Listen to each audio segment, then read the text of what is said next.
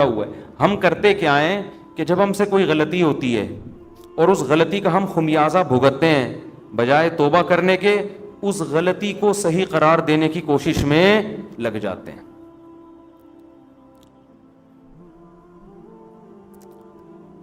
اپنا ہی واقعہ سنانے میں کوئی حرج نہیں ہے میرا خیال ہے. آج میں جمعے میں نہا کے واش روم سے نکلا تو الماری کا جو ہے نا، ہمارے گھر کی الماری کا وہ دروازہ کھلا ہوا تھا. جیسے وہ شیشہ تھا اس کا کھلا ہوا تھا، میں ٹکرا گیا اس سے.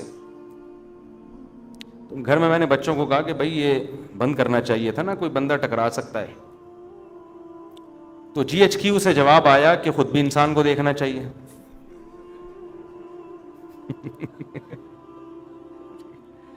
میں نے گھر میں بچوں سے کہا کہ بھئی دیکھو، بندہ واش روم سے نکلتا ہے، سامنے الماری ہے، اگر اس کا وہ شیشے کا ایک کھلا ہوگا تو کوئی بھی ٹکرا سکتا ہے نا. تو GHQ آپ کو پتا ہے آرمی کسی کے سامنے جھکتی اور دبتی نہیں ہے. تو GHQ سے فوراً رپلائی آیا کہ انسان کو خود بھی دیکھنا چاہیے. تو مجھے ٹکرانے پہ غصہ نہیں آیا، جو GHQ سے رپلائی آتا ہے نا، غصہ تو نہیں خیر، لیکن اس پہ میں نے کہا دیکھو بھائی، اصول یہ ہے کہ جب کوئی وزیر اعظم نصیحت کرے نا تو نصیحت کا فوراً رپلائی آنا یہ اچھا، یہ ویسے اصول زندگی گزارنے کے سیکھنے چاہیے.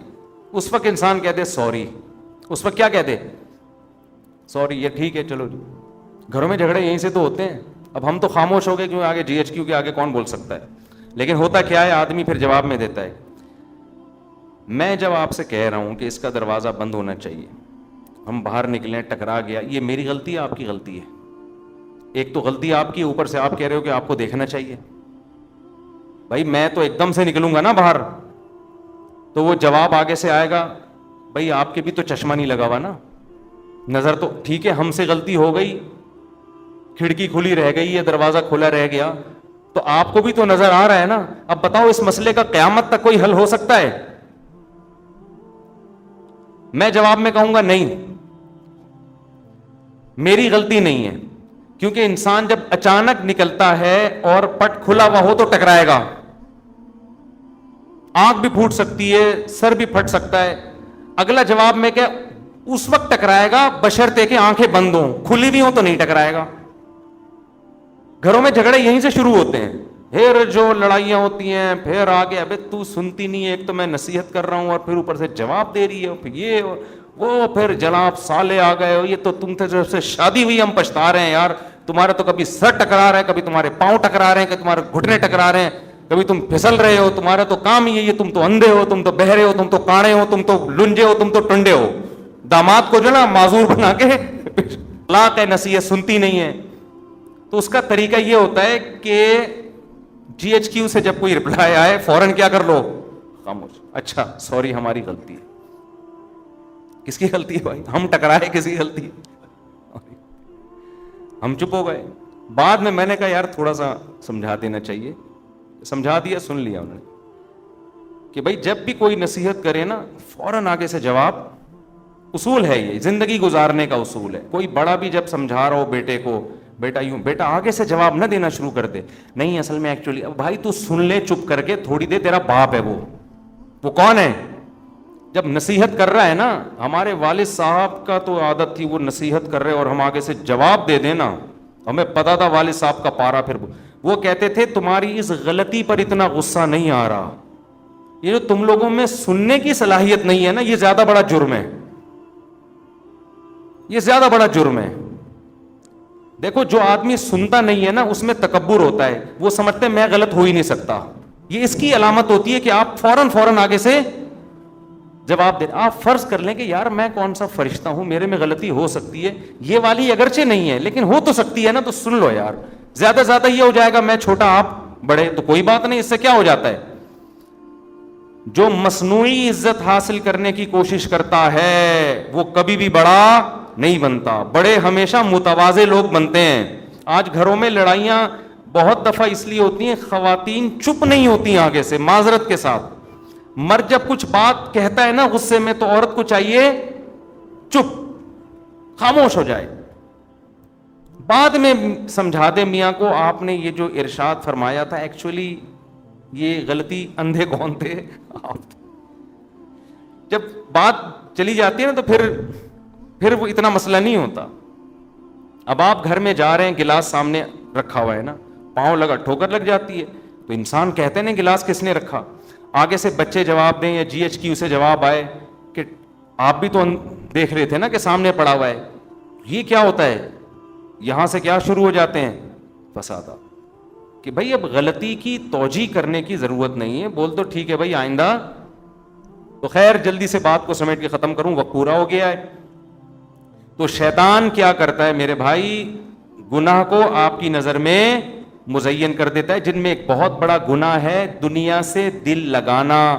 حالانکہ یہ دنیا مسافر خانہ ہے, تو ڈالر جتنا بھی مہنگا ہو رہا ہے بری بات ہے, لیکن یہ سوچ کے تسلی کیا کرو ہماری بیسک ضرورت جو ہمیں مسافر کو چاہیے, 2 وقت کی روٹی, سر چھپانے کی جگہ, کم از کم ہماری زندگی میں ابھی اتنے جلدی حالات خراب نہیں ہوں گے کہ یہ روٹی ہم سے چھن جائے. اتنا ڈالر انشاءاللہ مہنگا نہیں ہوگا کہ ہمارے پراٹھے بھی ہم سے چھوٹ جائیں. سمجھتے ہو کہ نہیں سمجھتے؟ وہ انشاءاللہ نہیں چھوٹیں گے. ملک میں گندم پیدا ہو رہی ہے, انڈے الحمدللہ نہیں ملے ہماری مرغیوں کے, آ کے ہم سے خرید لینا. میں کہنے والا تھا ایسے ہی لے لینا, لیکن پھر کتنے لوگ آ جائیں گے. تو انڈے پراٹھے انشاءاللہ نہیں چھوٹیں گے. یہ سب چیزیں موٹی موٹی چلتی رہیں گی. ہاں گریویاں چھوٹ جائیں گی, تو گریوی تو مسافر خانے کو یار بیٹھنے کی سیٹ چاہیے, ٹائم پہ کھانا چاہیے. کھڑکی والی سیٹ مل جائے تو زیادہ اچھا ہے, یہی چاہیے ہمیں, تو کھڑکی والی سیٹ ملی ہوئی ہے. تو بس اتنا ہے, تو زیادہ ٹینشن مت لو. سمجھتے ہو؟ شرک پر میں کئی بار بیان کر چکا ہوں. دیکھو ہوتا یہ ہے کہ بعض لوگ ایسے فیملی سے تعلق رکھتے ہیں جن کے ہاں بدعتیں اور شرک ہوتی ہیں, وہ مجھے بار بار کہتے ہیں آپ شرک پر بیان کریں تاکہ ہم اپنی فیملی کو سنائیں. اب دیکھو یہ تو آپ کا مسئلہ ہے نا, باقی جتنے لوگ آ رہے ہیں سب کا مسئلہ تو شرک نہیں ہے نا, وہ توحید پرست لوگوں سے ہوتے ہیں, تو ان کا بھی رعایت کرنی پڑتی ہے نا. تو مجھے لوگ پرچی دے رہے ہوتے ہیں اس دفعہ آپ یہ کرنا, میرے ان کے گھر میں کوئی جھگڑا ہوا ہوتا ہے, ٹھیک ہے نا, گلاس رکھ دیا, پاؤں سے ٹھوکر لگی, انہوں نے بیوی کو ڈانٹا یہ گلاس کیوں رکھا تھا یہاں, تو اس نے کہا تم بھی تو اندھے ہو. تو لوگ پھر مجھے کہہ رہے ہیں اس ٹاپک پر آپ بیان کریں کہ میں نے کہا گلاس کیوں رکھا, اس نے آگے سے کہا آپ نے بھی دیکھا, آپ کو بھی تو دیکھنا چاہیے, تو اس ٹاپک پر بیان کریں. تو ہر آدمی کے اپنے مسائل ہوتے ہیں, تو میں دیکھتا ہوں جو چیز کامن چل رہی ہے مارکیٹ میں اس پر. تو اللہ کا شکر ہے ہمارے یہاں جو زیادہ تر 99% لوگ آ رہے ہیں تو توحید پرستی ہیں, کوئی مزاروں پہ نہیں جاتا, کوئی بزرگوں سے دعائیں مانگنے کا قائل نہیں ہے. سمجھتے ہو نا؟ اس ٹائپ کے لوگ تو ہمارے پاس آ ہی نہیں رہے ہوتے, اور اب تو یوٹیوب پہ سن بھی نہیں رہے ہمیں ایسے لوگ. انہوں نے ہمیں اتنا وہ بدنام کر دیا ہے, یہ ایسے ہیں یہ ویسے ہیں, وہ سنتے ہی نہیں ہیں. تو پھر بھی میں کرتا ہوں کیونکہ ٹاپک بہت اہم ہے, توحید ہمارے ایمان کا حصہ ہے, تو جب موقع ملتا ہے کر دیتا ہوں بیان میں. مفتی صاحب تمام کبیرہ گناہوں کی وضاحت کر دیں. دیکھیں چند کبیرہ گناہ ہیں. قتل کرنا انسانی حقوق میں سب سے بڑا کبیرہ گناہ ہے. نماز جان کر قضا کر دینا سب سے بڑا کبیرہ گناہ اسلام لانے کے بعد. اس کو ہم لوگ بہت ہلکا سمجھتے ہیں. اسلام میں خوب سمجھ لو, جان کر نماز قضا کرنے سے بڑا گناہ کوئی بھی نہیں ہے. خوب سمجھ لیں یہ. امام احمد ابن حنبل کے نزدیک انسان اسلام سے ہی نکل جاتا ہے, اس کو ہلکا نہ سمجھیں. زمین آسمان ادھر سے ادھر ہو جائے نماز قضا نہیں ہونی. جنگ کی حالت میں اللہ نے اجازت نہیں دی ہے نماز قضا کرنے کی, میدان جنگ میں, تو پھر کہاں اجازت ہوگی. تو نماز قضا کرنا, سود کھانا اور زنا کرنا, شراب پینا, لڑکوں سے بدفعلی کرنا, ماں باپ کو ستاتے رہنا. کبھی کبھار اونچ نیچ ہو جاتی ہے انسان سے, گھر میں ہوتا ہے, اس کا تو قرآن نے بھی کہا ان تکونوا صالحین فإنہ کان للأوابین غفورا. کبھی ماں باپ سے اونچ نیچ ہو جائے توبہ استغفار کرو, اللہ معاف کر دے گا.